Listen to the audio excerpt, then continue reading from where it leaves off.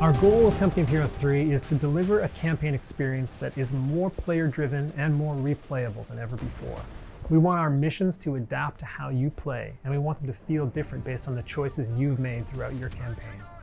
There is a lot of variety in what you're doing in each mission and what you're being tasked to do. So in some missions, you may simply need to force enemies out of an entrenched location in a defensive position. In others, you may be recovering valuable wrecked vehicles. You may be trying to raid and destroy enemy resources, destroy their munitions caches or fuel reserves. When a player starts a mission, we don't necessarily know what faction they're going to be, what company they've chosen, how much they've upgraded that company, and what units they've unlocked within it. So when we build the missions, we can't make any assumptions like that.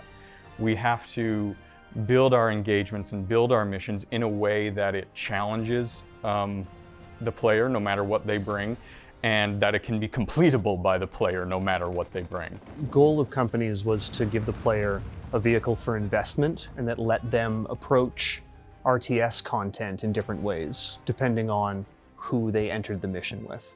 So a special operations company will play a lot different than an airborne company.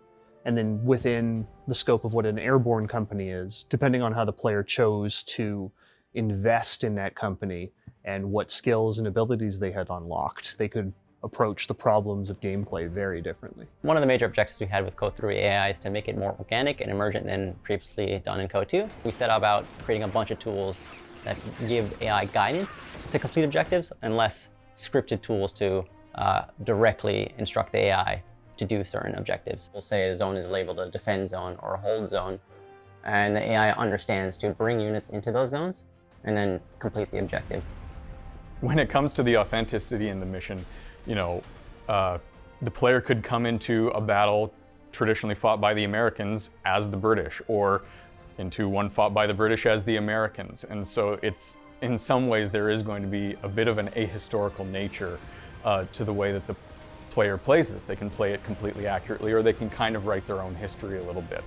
Each company will have something to offer in support to other companies who are actually going into a mission, whether it be the airborne are nearby so you get access to airstrikes, or there's an armored company nearby and you can deploy some of their tanks to assist in a mission, or they're providing a passive benefit economically in some way.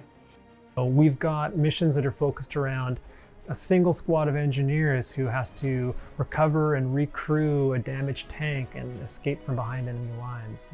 We've got small missions focused around trying to assassinate a high-level officer and escape unscathed. So we want to tell these small stories, these small kind of human stories, in between these larger historical stories of massive battles taking place in iconic battlefields.